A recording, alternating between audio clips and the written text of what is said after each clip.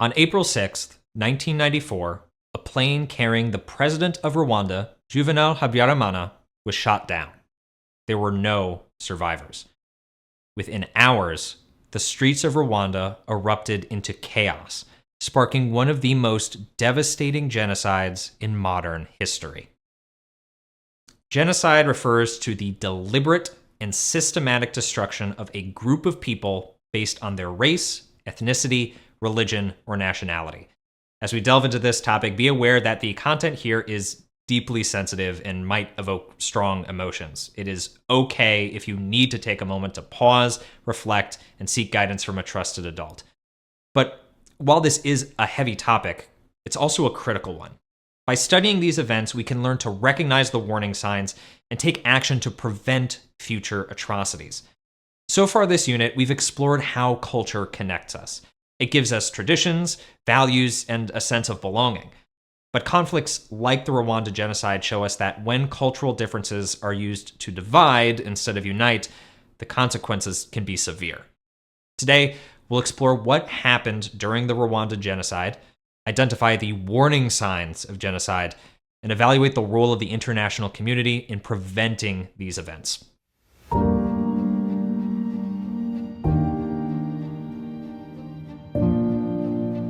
We've heard the definition of genocide, but we can break down this term a bit more. Unlike smaller cultural conflicts, genocides are deliberate or planned. They typically develop over a long period of time due to various social and political factors. Genocides are also targeted. One group targets another due to a hatred of their ethnicity, race, religion, or nationality. Those who commit genocide specifically aim to eliminate another group of people entirely. To better understand what happens when genocides break out, let's return to Rwanda. The Rwanda genocide involved two major ethnic groups: the Hutus, the majority group, and the Tutsis, a smaller minority. Although they shared language, religion, and cultural traditions, they were historically divided by social and economic roles. Think about how shared culture can unite people. How might focusing only on differences between groups like jobs, wealth, or social status lead to conflict? When groups, media, or leaders intentionally focus on highlighting the differences between groups, it can create tension, mistrust, and division. Over time, divisions between the Hutus and Tutsis deepened, creating resentment and hostility. When President Habyarimana, a Hutu, was assassinated, Hutu extremist groups blamed the Tutsis without evidence. Within an hour, members of the Rwandan armed forces and Hutu militia groups known as the Interahamwe set up roadblocks across the country. Anyone identified as a Tutsi was killed on the spot. The violence continued as the Interahamwe swept through neighborhoods and villages, targeting Tutsi families and anyone who tried to protect them. Neighbors, friends, and co-workers began to turn against each other, participating in acts of violence. Many were forced to flee the country, seeking safety in refugee camps. Some Hutus risked their lives to protect Tutsi families. Many who helped were punished or even killed. In just 100 days, over 800,000 people were killed, most of them Tutsi. These 100 days highlight the planned and targeted nature of genocide. Perpetrators of the violence aimed to completely eliminate the Tutsi population in Rwanda. But genocide doesn't just happen overnight. The Rwanda genocide was the result of deep-rooted tensions that had been building for decades.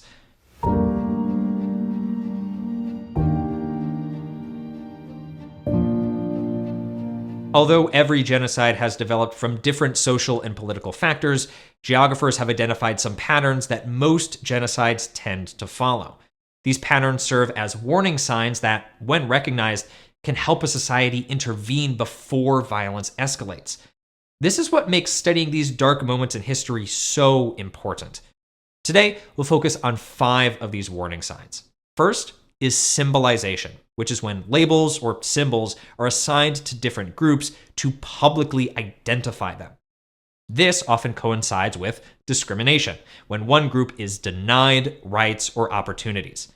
One of the most significant warning signs is scapegoating, which means blaming a particular group for the problems of an entire society.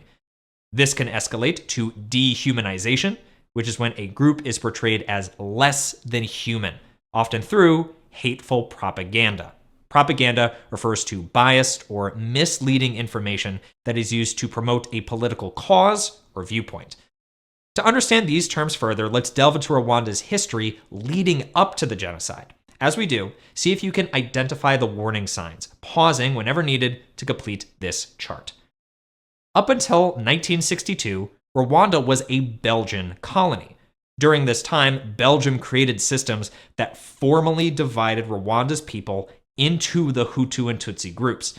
They gave Tutsis better jobs, education, and power in the government. The Hutus were left out of most opportunities and treated unfairly. To make matters worse, Belgium introduced identity cards that publicly labeled people as Hutu or Tutsi. How were symbolization and discrimination used during this colonial era?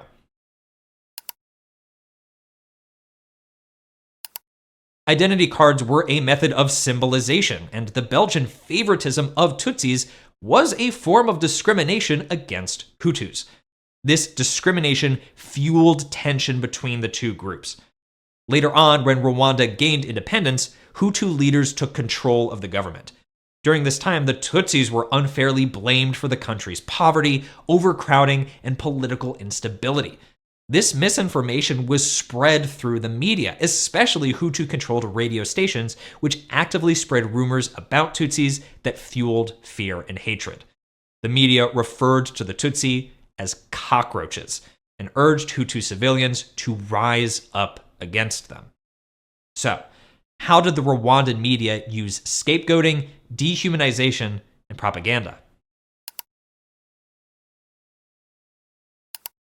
The media spread false and harmful messages that unfairly blamed the Tutsis for the country's problems and portrayed them as pests rather than human beings to dehumanize them and justify violence. This propaganda escalated tensions and set the stage for genocide. So, by the time President Habyarimana was assassinated, tensions between Hutus and Tutsis had reached a breaking point. Unfortunately, the warning signs we've learned about were ignored by Rwanda's government and the international community. This delayed global attention and slowed efforts to stop the violence, sparking important debates about what role the international community should take in these conflicts.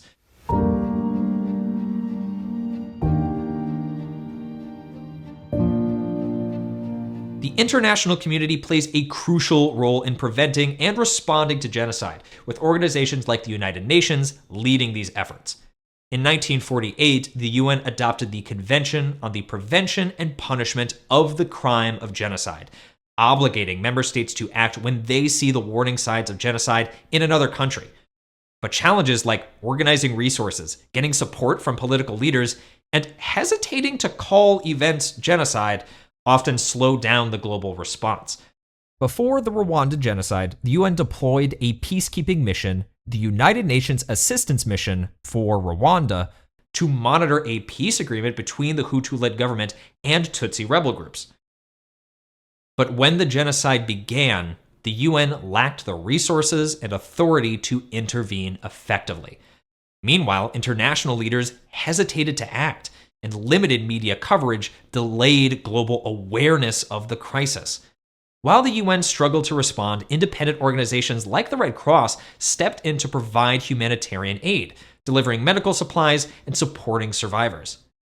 After the genocide, the failures of the international community led to the establishment of the International Criminal Tribunal for Rwanda to prosecute those responsible for the violence, bring justice to victims, and ensure global acknowledgement of the atrocities. Additionally, the responsibility to protect doctrine was introduced, emphasizing the duty of nations to intervene when governments fail to protect their people. The story of Rwanda reminds us that the cost of inaction is far too high, and it's up to the international community to fulfill its promises to never let such tragedies happen again. Can you think of any other ways that small communities can ensure tragedies like the Rwanda genocide are remembered but not repeated? Education is crucial. By learning about these events, societies are empowered to challenge discrimination, divisions, and propaganda, key factors that fuel these conflicts. Memorials also play a vital role in honoring victims, providing a space for reflection and preserving the memory of what happened. They also help rebuild a shared sense of national identity and culture after times of division and fear. These efforts ensure that the lessons from events like the Rwanda genocide are not forgotten, helping to prevent such tragedies from repeating.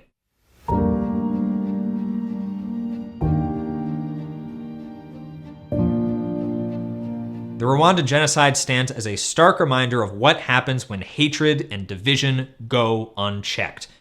But history shows us that genocide is not inevitable. It's a process that can be stopped if we are vigilant, informed, and willing to act. And by focusing on unity rather than division, we can ensure that the promise of never again becomes a reality. It's also important to understand how countries recover and rebuild to bring people together after these tragedies. In the lesson activity, you'll learn about the resilience and strength of Rwanda in the aftermath of this conflict, and what's being done today to establish a culture of togetherness, healing, and remembrance. I'll catch you in the next lesson, where we're wrapping up our unit on culture. Until then, keep exploring. See you next time.